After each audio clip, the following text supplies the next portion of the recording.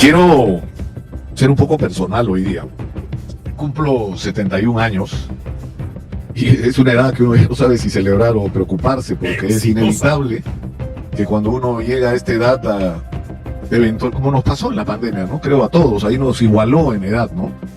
A todos nos apareció la muerte como una posibilidad.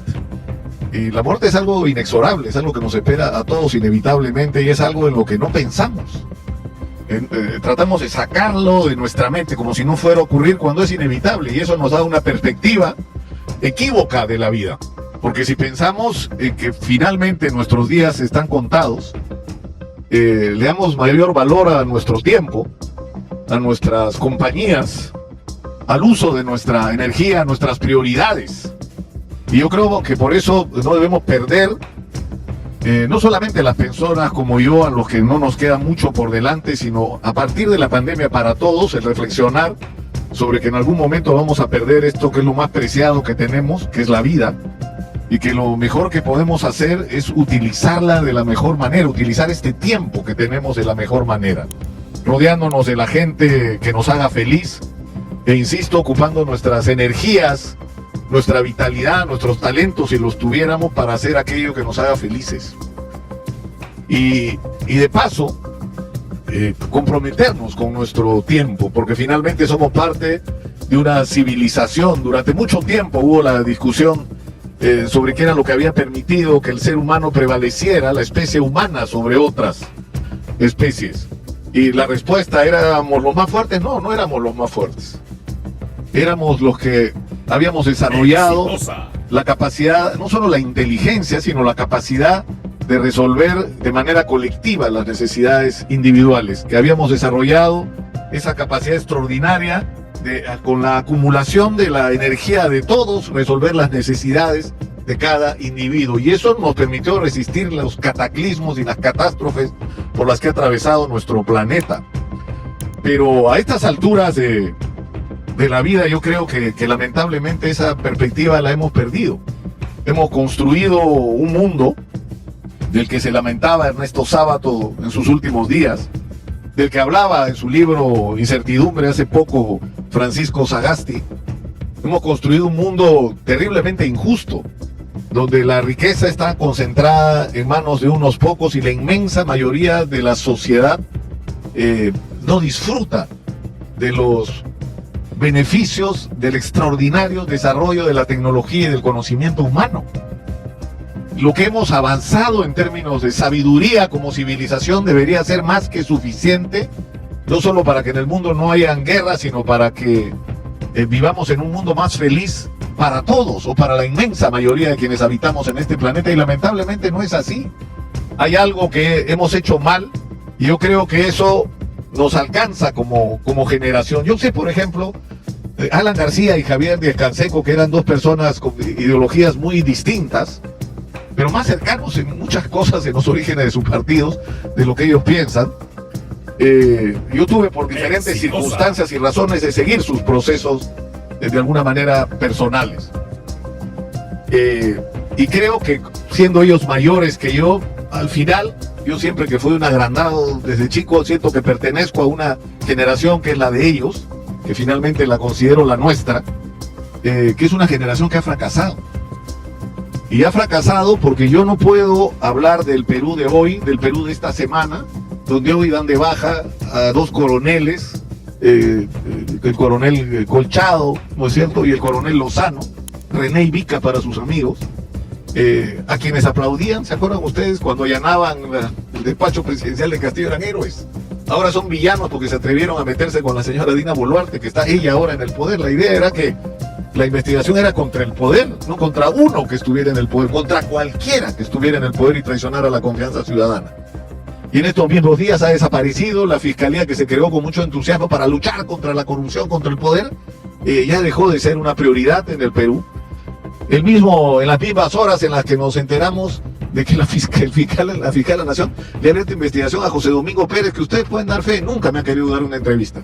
A mí no me gusta la conducta de José Domingo Pérez. Creo que el caso de Keiko Fujimori está sobrevalorado, que la señora tiene responsabilidad penal y merece un castigo. Estoy absolutamente convencido de eso, no tengo duda. sobre el mal manejo que han hecho de fondos, sobre los que deben explicaciones hasta el día de hoy, para empezar, a su propia gente. Pero de que tengamos un caso de 14.000 páginas, 1.400 testigos que va a durar años, no tiene sentido, no tiene pie ni cabeza. Exitosa. Y que en ese proceso se hayan cometido errores tan grandes como el de Ricardo Briceño, incorporó a una persona que no tiene nada que ver ni con el fujimorismo ni con el manejo de los fondos de la campaña. Ni directa ni indirectamente.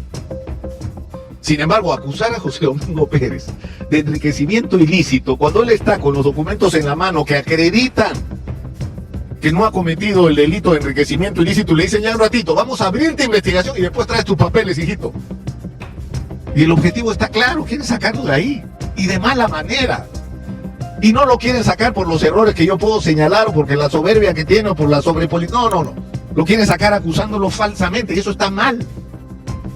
Como la guerra, o sea, somos testigos hoy de que van a ir a declarar velas, o sea, resulta que quienes están fajándose contra la corrupción en el Perú, equivocándose algunos de ellos, pero fajándose contra la corrupción, están sentados ahora como si fueran ellos los criminales.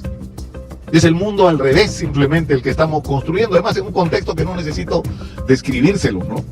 Es decir, donde el señor Vladimir Cerrón desde la clandestinidad lanza proyectos de ley que su hermano, que es su, ¿no es cierto?, parlante, propone y votan por él, por las barbaridades que propone Vladimir Cerrón, porque hablemos claro, esto de la detención preliminar que han tenido que cambiar en días, porque fue una barbaridad, pero ¿quién lo propuso? Vladimir Cerrón, pues dejémonos de hipocresía. Y se lo aceptaron, porque cada ley que propone este señor para protegerse, él al final termina protegiendo no solo a los corruptos, sino a las organizaciones criminales. Entonces, cuando estamos en un contexto como este, agobiados por la crisis de inseguridad, Exitosa. ¿no? Cuando vemos pasar oportunidades, por ejemplo, no acaba de terminar la legislatura y felizmente se aprobó lo de la ley de la electricidad, que ni hemos hablado de eso. No existe en los medios de comunicación una ley que va a permitir la democratización de la generación de energía. Vamos a tener energía renovable, limpia, barata, que nos va a convertir en una potencia de generación eléctrica en la región. Vamos a resolver todos nuestros problemas y los problemas de nuestros vecinos en términos de abastecimiento de energía. Y ni siquiera hemos hablado de eso, pero por lo menos se aprobó esto. Y se ha aprobado una especie de ley paraguas sobre las zonas económicas especiales, cuando la agenda debería ser la zona económica de Chancay, porque esa es la oportunidad real y tangible que tenemos en la mano. Y tratar de que esa área de que abarque la zona económica especial de Chancay sea lo suficientemente grande para que sea la plataforma desde la cual se reinicie el proceso de industrialización del Perú, que se perdió en el camino, como lo denunció en algún momento Guido Penano. No solo abandonamos el proceso de industrialización, iniciamos un proceso de desindustrialización. Y optamos por una estrategia de crecimiento de exportar piedra prácticamente. Es decir, somos exportadores de minerales, no somos, y eso es absurdo. Con todas las posibilidades que tenemos, como lo muestra hoy el puerto de Chancay. La ley agraria tampoco se pudo resolver, y yo no sé por qué es tan difícil entender algo como si tú tuviste una ley que tuvo muchos defectos, pero que permitió que pasáramos. Yo cada vez que me escucho a mí mismo hablar de la cifra me sorprendo. Pasamos de 600 millones de exportaciones a 12.000 millones que vamos a tener este año. Pasamos de una informalidad terrible en el campo a 1 millón de empleos formales. Es decir, la tributación se multiplicó de una manera extraordinaria. Entonces, lo lógico es agarrar esa ley y ver cómo hacemos para retomar ese camino. Y si la ley tuvo defectos, por Dios, los corregimos. Pero no nos negamos esa posibilidad que tanto beneficio ha traído para el país, por supuesto, insisto, corrigiendo lo que está mal, pero no perdiendo oportunidades como estamos haciendo. Entonces y podría seguir, ¿no es cierto? Dice, ¿cómo es posible que tengamos un país tan agobiado por la corrupción? ¿Cómo es posible que hayamos permitido que el ejercicio de la política se haya convertido en la vergüenza que es hoy? ¿Cómo es posible que los partidos políticos sean, la gran mayoría de ellos, simple y llanamente organizaciones criminales, de delincuentes que se juntan para llegar al poder y saquear el presupuesto público? Porque esos son. Y que cuando llegan a tener un mínimo de control político, miren lo que hacen. Miren lo que hacen. Han hecho más de 100 cambios a la legislación electoral para favorecerse ellos y para eliminar a los que no les gustan. Es decir, están tratando de controlar todas las instituciones para perpetuarse en el poder. Y yo digo, alguna responsabilidad debemos tener. El no haber sido capaces de darle un ritmo distinto. de haberle dado un ritmo, una perspectiva distinta. Yo creo que un hombre, dejemos por un momento de lado el tema simple y llanamente de la corrupción de Alan García. Yo estoy convencido que estuvo involucrado y se lo he dicho en su cara cada vez que he tenido la oportunidad de hacerlo cuando estaba en vida. Pero Alan García perdió el camino, como lo perdió el APRA. Porque fueron el primer gobierno de Alan García lo más parecido al chavismo y el segundo un gobierno fujimorista, punto, aparte. Después de haber sido perseguido y haber sido seguramente la principal víctima de Alberto Fujimori, terminaron siendo los administradores del proyecto fujimorista. Y hoy son prácticamente, no sé, gente ahí, satélites de la derecha peruana. No sé si a Víctor Raúl Haya de la Torre le gustaría ver en lo que se ha convertido su partido y algunos de sus líderes, si volvieran a ser, o si volviera a la vida. Y Javier de Canseco se murió de la pena, se murió de la tristeza, se murió de la decepción, de la indignación de que lo acusen falsamente de actos de corrupción, que nada más lejos que un hombre corrupto que Javier de Canseco. Podía tener muchos defectos, pero ese no lo tenía. Y lo digo porque lo conocí de joven y muy bien. Pero él era consciente que la izquierda también había perdido el camino. Y lamentablemente lo que hemos tenido después es esto, la política convertida en una miseria.